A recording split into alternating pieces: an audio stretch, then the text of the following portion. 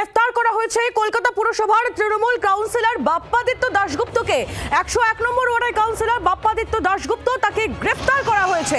তাকে পাটুলি থানায় নিয়ে যাওয়া হয়েছে ইতিমধ্যেই এবং তাকে সেখানে জিজ্ঞাসাবাদ করা হচ্ছিল এবং যে আপডেট এসে পৌঁছচ্ছে 101 নম্বর ওয়ার্ডের তৃণমূল কাউন্সিলর বাপ্পাদিত্য দাশগুপ্ত গ্রেফতার।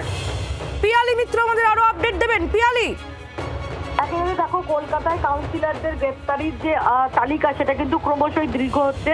এই নিয়ে 7 নম্বর কাউন্সিলর যিনি গ্রেফতার হলেন তার বিরুদ্ধেও কিন্তু তোলাবাজি সহ একাধিক অভিযোগ রয়েছে। 101 নম্বর ওয়ার্ডের কাউন্সিলর বাপ্পাদিত্য দাশগুপ্ত আজকে বিকেলেই সৌরভ ঘোষ তার অত্যন্ত ঘনিষ্ঠ এবং তার হয়ে যে টাকা পয়সা তোলা বা এই ধরনের কাজ করছেন বলে অভিযোগ, তাকে গ্রেফতার করা হয়েছিল এবং তারপরেই বাপ্পাদিত্য দাশগুপ্ত তাকে পাটুলি থানায় নিয়ে আসা হয়েছিল, জিজ্ঞাসাবাদ চালানো হয় এবং ইতিমধ্যেই তাকে গ্রেফতার করা হয়েছে বলে আমরা জানতে পারছি।